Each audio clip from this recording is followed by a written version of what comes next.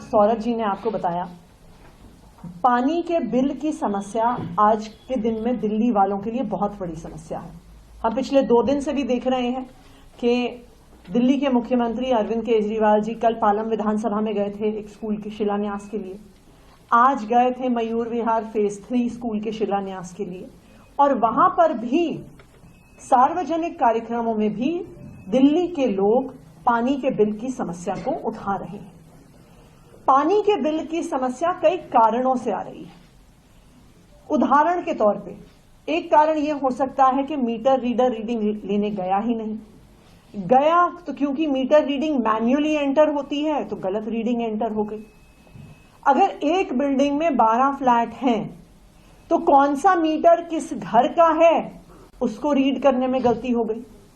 और सबसे महत्वपूर्ण बात यह है कि कोविड के दौरान ऑलमोस्ट 1.5 साल तक मीटर रीडिंग लेने गए ही नहीं।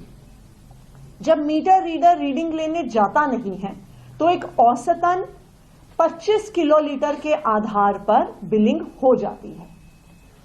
तो जब एक कंज्यूमर को लगता है कि जो मेरे पास बिल आया है वो मेरी कंजम्पशन से ज्यादा है, कहीं ना कहीं अपना बिल देना छोड़ देता है। और आज ये स्थिति तकरीबन दिल्ली के 40% कंज्यूमर्स की हो गई है। और इससे ना से दिल्ली के लोग परेशान हैं, इससे दिल्ली जल बोर्ड में भी रेवेन्यू कलेक्शन की एक बहुत गंभीर समस्या पैदा हो गई है।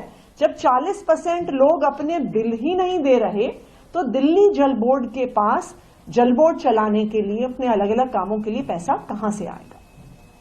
तो दिल्ली के लोगों की बिल की समस्या का समाधान करने के लिए और दिल्ली जल बोर्ड में रेवेन्यू लाने के लिए ये हम एक वन टाइम सेटलमेंट स्कीम लेकर आ रहे हैं।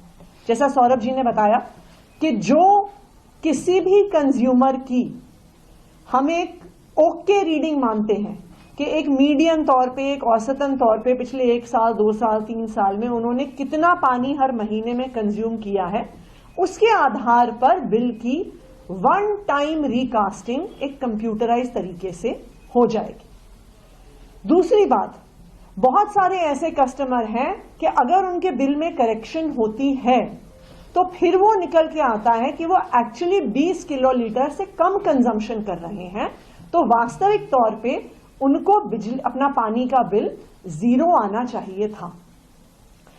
इन सब समस्याओं के समाधान के लिए अब ये एक वन टाइम सेटलमेंट स्कीम हम लेके आ रहे हैं। इससे हमारा अनुमान है कि तकरीबन दिल्ली जल बोर्ड में 1400 करोड़ से ज्यादा का रेवेन्यू अनलॉक होगा। तकरीबन 1400 करोड़ का रेवेन्यू दिल्ली जल बोर्ड में